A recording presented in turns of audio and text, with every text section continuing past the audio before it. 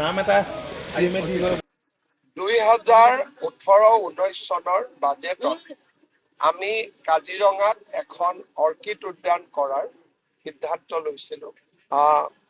ৰাজ্যৰ কৃষি বিভাগ আৰু কৃষি মন্ত্ৰী অতুল বৰা ডাঙৰীয়াৰ প্ৰচেষ্টাত আজি এই উদ্যানখন কহৰাৰ একেবাৰে মাজতেই সম্পূৰ্ণ হৈ উঠিলে।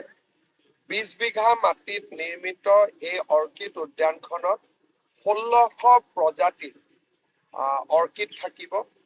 ইয়াতে অৰ্কিডৰ লগত চিলড্ৰেনৰ কাৰণে খেলাৰ ব্যৱস্থা, ল'ৰা ছোৱালীয়ে অৰ্কিডৰ বিষয়ে জানিবলৈ ইণ্টাৰপ্ৰিটেশ্যনৰ ব্যৱস্থা আৰু পৰম্পৰাগত খাদ্যৰ ভোজনালয়কে আদি কৰি কেইবাটাও সুবিধা ইয়াত সন্নিৱিষ্ট কৰা হৈছে।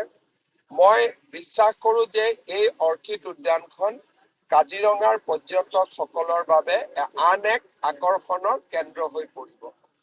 আপোনালোকে জানে যে আমাৰ কাজিৰঙাত এলিভেটেড কৰিডৰৰো কাম 2 এদিনতে আৰম্ভ হ'ব।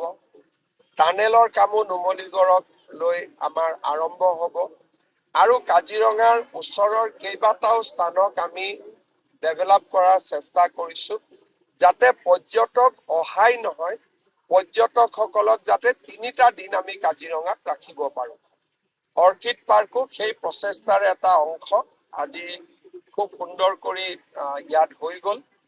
মই ৰাইজক অনুৰোধ কৰিম, যেতিয়া কাজিৰঙালৈ আহিব এবাৰ নিশ্চিতভাৱে অৰ্কিড পাৰ্কখন চাব, আপোনালোকে ভাল পাব।